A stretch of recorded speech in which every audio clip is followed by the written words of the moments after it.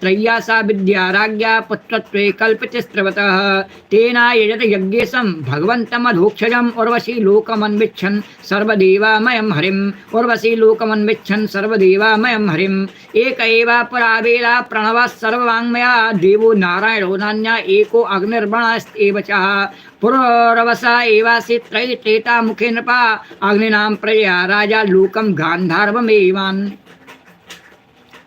जब उन्हें होश हुआ, उन्हें होश आया कि ये मेरे पास में क्या है, तब वे इस थाली को वन में छोड़ करके अपने बोले ये उर्वशी नहीं है तो कुछ और है, उसे वन में छोड़ करके और महल में लौट आए एवं रात के समय उर्वशी का ध्यान करते रहे। इस प्रकार जब त्रेता युग प्रारंभ हुआ, सतयुग बीत गया और त्रेता प्रारंभ हो गया, तब उनके हृदय में तीनों वेद प्रकट हुए।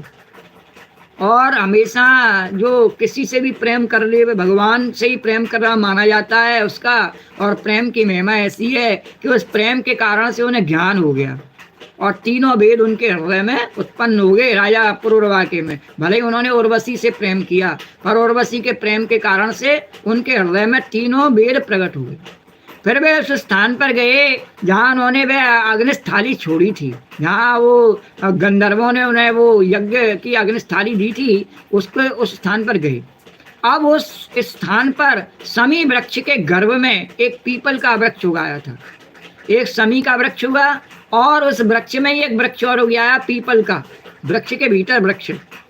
उसे देख करके उन्होंने उससे 2 अरणियाँ यानी मंथन काष्ठ बनाई जिनसे अग्नि उत्पन्न होती है, वो अरणियाँ बनाई। फिर उन्होंने उर्वशी लोक की कामना से नीचे की अरणी को उर्वशी, ऊपर की अरणी को पुरुरवा और बीच के काष्ठ को पुत्र रूप से चिंतन करते हुए अग्नि प्रज्वलित करने वाले मंत्रों से मंथन किया। वो कौन थे? अग्नि उत्पन्न करने वाले वैज्ञानिक बन गए पुरुरवा। उन्होंने बिना किसी जैसे आजकल दिया सलाई से लाइटर से अग्नि जलाते हैं, नहीं किसी से भी नहीं, उन्होंने काष्ठ से लकड़ी से अग्नि उत्पन्न कर दी। लकड़ी में अग्नि होती है सब जानते हैं, पर उन्होंने उत्पन्न कर दी उससे। ऐसा उन्होंने विज्ञान प्रदर्शित किया और काष्ठ को पुत्र रूप से चिंतन करते हुए अग्नि प्रज्वलित करने वाले मंत्रों से मंथन किया और उनके मंथन से जात वेदा नाम का अग्नि प्रकट हुआ। अग्नि को क्या कहते हैं?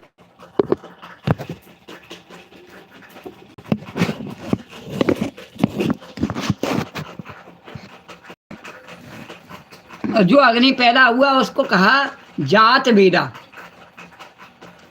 उसे उन्होंने पुत्र रूप में स्वीकार कर लिया। उसके मंथन से जात वेदा नाम का अग्नि प्रकट हुआ। राजा पुरुरवा ने अग्नि देवता को त्रय विद्या के द्वारा आवाहनीय और ग्रहपत्य और दक्षिणाग्नि इन 3 भागों में विभक्त करके पुत्र रूप से स्वीकार कर लिया।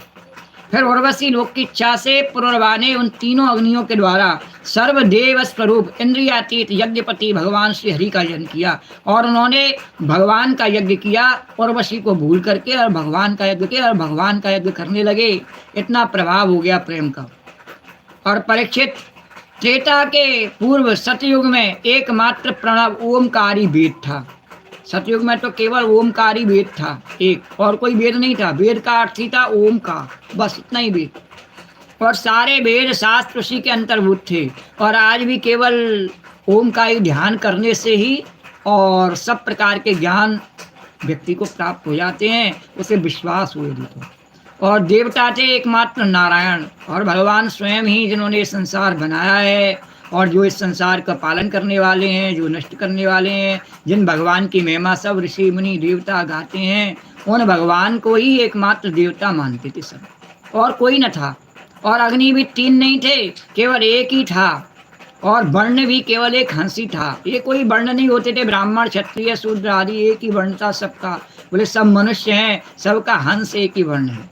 और परीक्षित, त्रेता के प्रारंभ में पुरुरवा ने ही वेदत्रयी और अग्नित्रयी का आविर्भाव हुआ। पुरुरवा से ये 2 नई बातें प्रारंभ हुई और राजा पुरुरवा ने अग्नि को संतान रूप में स्वीकार करके गंधर्व लोक की प्राप्ति की, यानी उर्वशी को उसने प्राप्त कर लिया बाद में।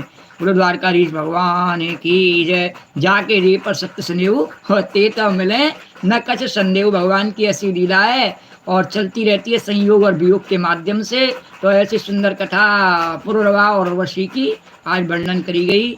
इति श्रीमद्भागवते महापुराणे पारमहंस्यां संहितायां नवमस्कन्धे एलोपाख्याने